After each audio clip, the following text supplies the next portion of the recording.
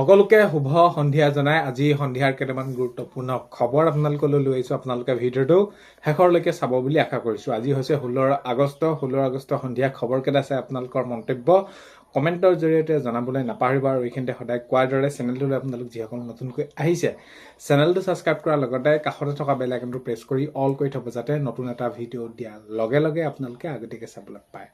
যদি ভিডিঅ'টো চাই ভাল পায় লাইক এটা কৰি দিব আৰু শ্বেয়াৰ কৰি দিব বুলি আশা কৰিলোঁ। এতিয়া প্ৰথমটো খবৰ যদি চাওঁ, মুখ্যমন্ত্ৰী মহোদয়ে এইটো মন্তব্য কৰি কৈছে যে এতিয়া যিটো বিসংগতি হ'ল, এই 15,000 টকা দিয়া যি যোনে পাব লাগিছিলে তেওঁলোকে পোৱা নাই বুলি এনেকুৱা ধৰণৰ এটা উত্থাপন হৈ আছে।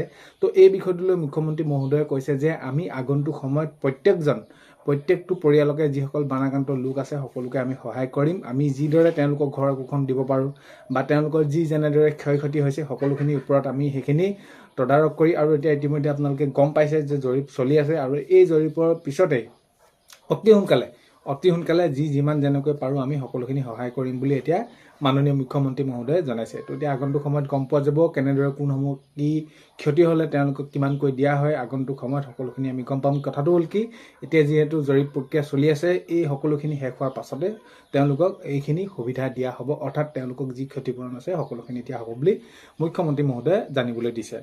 চৰকাৰী ঘৰ দিয়াৰ লৈ প্ৰসংগত বহুত ভাগে কমেণ্টৰ জৰিয়তে সেইখিনি জানিব বিচাৰি আছিলে বা সেইখিনি তেওঁলোকে মন্তব্য কৰিছিলে। যিহেতু তেওঁলোকে জিঅ'টেক কৰিছিলে, জিঅ'টেক কৰাৰ পাছত তেওঁলোকৰ এতিয়া ঘৰ কেতিয়ালৈ পাব। এতিয়া আপোনালোকক মই জনাব বিচাৰিছোঁ যে জিঅ'টেক কৰাৰ পাছত আপোনালোকৰ ঘৰত আকৌ সেইখিনি ভেৰিফিকেশ্যন হ'ল।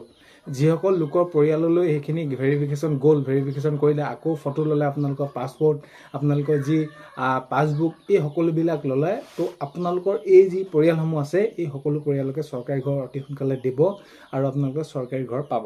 তো কেতিয়া দিব এইখিনি কথা কোৱা নাই, খুব সম্ভৱ অহা মাহৰ পৰা আপোনালোকে এই চৰকাৰী ঘৰৰ এই যি প্ৰক্ৰিয়া আৰম্ভ হোৱাৰ সম্ভাৱনা আছে। গেছৰ লিংক যিসকলে নকৰিলে, এতিয়াও যদি আপোনালোকে কৰা নাই অতি সোনকালে আপোনালোকে লিংক কৰি লওক। যদি আপোনালোকে লিংকসমূহ নকৰে তেনেহ'লে আপোনালোকৰ কি হ'ব, যিসমূহ আপোনালোকে সুবিধা, যেনে ধৰক আপোনালোকে ছাবচিডি হওক বা যিখিনি আপোনালোকে সুবিধা পাব লাগে গেছৰ, যদি আপোনালোকে লিংক কৰি লোৱা নাই, আপোনালোকৰ ঘৰত যদি ৰন্ধন গেছ আছে তেনেহ'লে আপোনালোকে তাতে আপোনালোকৰ যি আপোনালোকৰ অফিচ আছে, যিটো গেছৰ গুদাম আছে, আপোনালোকে য'তে আছে তাতে আপোনালোকে কি কৰক, লিংক কৰি লওক, নহ'লে আপোনালোকে ভালখিনি অসুবিধা হ'ব পাৰে। এতিয়া আমি যদি চাওঁ, নুমলীগড়ত বন্যহস্তীয়ে কৰিছে মুক্ত বিচৰণ। তো এতিয়া জনসাধাৰণৰ ওচৰলৈ এইবিলাক যদি আমি চাওঁ তেনেহ'লে বন্যহস্তীবিলাক আহিছে। আৰু এতিয়া এই ক্ষেত্ৰত আমি যিটো দৃশ্য দেখিলোঁ, এইটো দৃশ্যৰ কথাটো হ'ল কি, লোকসকলে গাড়ী হওক মটৰচাইকেল হওক তেনেদৰে তাত পাৰ্কিং কৰি ফটো উঠা, ভিডিঅ' উঠা এইবিলাক কৰি থাকোঁতে যিটো দৃশ্য দেখা গ'ল যে বিশ্বকৰ্মা বস্তু এইবিলাক ভাঙিব নালাগে, গুচি যাওক এনেকুৱা ধৰণৰ বিভিন্ন কথাত কলত, কিন্তু এই যি নুমলীগড়ত বন্যহস্তী জাকটো আহিছিলে গুচি গ'ল, কোনো ধৰণৰ ক্ষয় ক্ষতি কৰা নাই। কিন্তু এই এতিয়া যিটো বানপানী হৈছে বা যেনেদৰে তেওঁলোকে এতিয়া খাদ্য সন্ধানত ঘূৰি ফুৰিব লগা হৈছে, এইটোক এতিয়া লৈ শংকিত হৈছে ৰাইজ। কাৰণ স্থানীয় যিসকল লোক আছে তেওঁলোকৰ ঘৰত কেতিয়া কেনেদৰে প্ৰৱেশ কৰিব সেইটো কোনো ধৰণৰ ঠিকনা নাইকিয়া নিচিনা হৈ পৰিছে। তো সেইবাবে এতিয়া সেইখিনি তেওঁলোকে কি হৈ আছে, অলপমান চিন্তিত হৈ থকা দেখা গৈছে। নেক্সটটো খবৰ যদি চাওঁ, অৰুণাচল দিবাং উপত্যকাত ডাৱৰ বিস্ফোৰণৰ পিছত ধাৰাসাৰ বৰষুণ। তো এতিয়া ধাৰাসাৰ বৰষুণ মানে কি হয়, এতিয়া আমাৰ যিটো মহাপ্ৰলয় হৈ গ'ল আমি গম পালোঁ কেনেকুৱা ধৰণৰ এটা হ'ল, আৰু এতিয়া এইবাৰ কি হৈছে, প্ৰকৃতি বৰ বেলেগ ধৰণৰ এটা ৰূপ লৈছে। ৰূপ মানে কি, এতিয়া ধাৰাসাৰ বৰষুণ হয়, আকৌ দুদিনমান ৰ'দ দিয়ে, একেবাৰে বৰষুণ হয়। তো বৰষুণ এইবাৰ বহুত বেছি, অতিমাত্ৰা বৰষুণ। আৰু এতিয়া আমি যদি চাওঁ, অৰুণাচলৰ দিবাং উপত্যকাত ডাৱৰ বিস্ফোৰণৰ পাছত ধাৰাসাৰ বৰষুণ হোৱা দেখা যায়।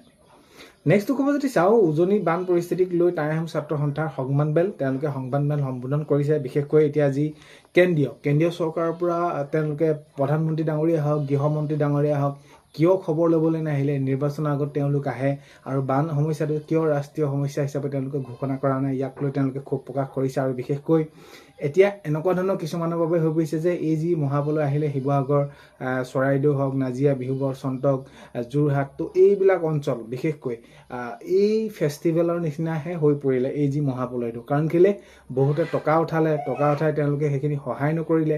তো এইবিলাক মন্তব্য তেওঁলোকে কৰিছে। আৰু এতিয়া মৰু বুঢ়াগোহাঁই ডাঙৰীয়াই যিটো মন্তব্য কৰিলে যে তেওঁ সেইখিনি 2001 চনৰ পৰাই কোন জড়িত হৈ আছে, তো এই বিষয়টোৰ কথা তেওঁ সেইখিনি মুখ খুলি ক'বলৈ এইখিনি তেওঁলোকে আহ্বান জনোৱা দেখা গ'ল। নেক্সটটো খবৰ যদি চাওঁ, অসম চুক্তি দফা আখৰে আখৰে পালন কৰক। আছুৰ সভাপতি উৎপল শৰ্মা ডাঙৰীয়াই মন্তব্য কৰি কৈছে যে অসম চুক্তি দফাটো আখৰে আখৰে পালন কৰিব লাগে, আখৰে আখৰে পালন কৰি এইখিনি বিহিত ব্যৱস্থা গ্ৰহণ কৰিব লাগে, যি ব্যৱস্থা গ্ৰহণ কৰিব পাৰি এইখিনি ব্যৱস্থা গ্ৰহণ কৰিব লাগে। তো বানপীড়িতৰ ক্ষতিপূৰণ আৰু ছাৰ্ভেৰ খেলি মেলি হৈছে। অখিল গগৈ ডাঙৰীয়াই এইটো মন্তব্য কৰিছে যে যি 15,000 হওক বা যি যেনেদৰে নহওক এতিয়া যি ছাৰ্ভে চলি আছে বহুতখিনি খেলি মেলি হৈ আছে। সঠিক যিসকল লোক আছে তেওঁলোকে এইখিনি সুবিধা পোৱা নাই বা এইখিনি আগন্তুক সময়তো নাপাবগৈ এনেকুৱা ধৰণৰ খেলি মেলি হ'লে, আৰু এই বিষয়টো গুৰুত্ব সহকাৰে লৈ তো বিষয়খিনি ভালকৈ কৰিবৰ বাবে চৰকাৰক আহ্বান জনাইছে অখিল গগৈ ডাঙৰীয়া।